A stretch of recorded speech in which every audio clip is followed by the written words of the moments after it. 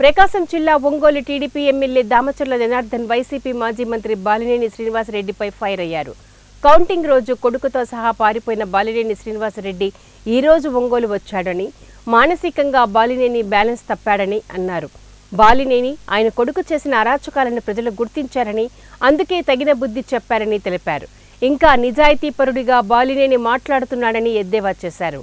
ఎన్నికల సమయంలో టీడీపీ మహిళా కార్యకర్తని బాలినేని దగ్గరుండి కొట్టించాడని, ఎన్నికల సమయంలో బాలినేని కోడలు కూడా దాడులు చేసిందని గుర్తు చేశారు. వయసులో పెద్దోడు ఇంకొకసారి మాట్లాడితే కొవ్వు కూడా దించుతాను, ఊరికే వదాం. ఇంకొకసారి మాట్లాడు, వాడు వీడని మాట్లాడు, కొవ్వు దించుతాను. అట్లే ఏదో గమ్ముగా ఉంటున్నారులే, పద్ధతిగా ఉంటున్నారులే అని చెప్పేసి ఊరుకుంటున్నారు అనుకున్నారా? చేసి నీ అరాచకాలన్నీ చేసి అధికారం అడ్డం పెట్టుకొని నీ కొడుకు ఎన్ని చేసింది లేదా? హాస్పిటల్లో డబ్బులు వసూలు చేయాలా? గ్రానైట్ లో డబ్బులు వసూలు చేయాలా?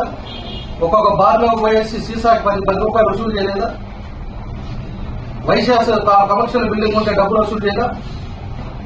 నాకేం తెలియదు, మా కొడుకు ఏం తెలియదు అని మాట్లాడతాను. నాకు అర్థం కాదు. అసలు చేసిన పాపాలకి బుద్ధి చెప్పారు ప్రజలు.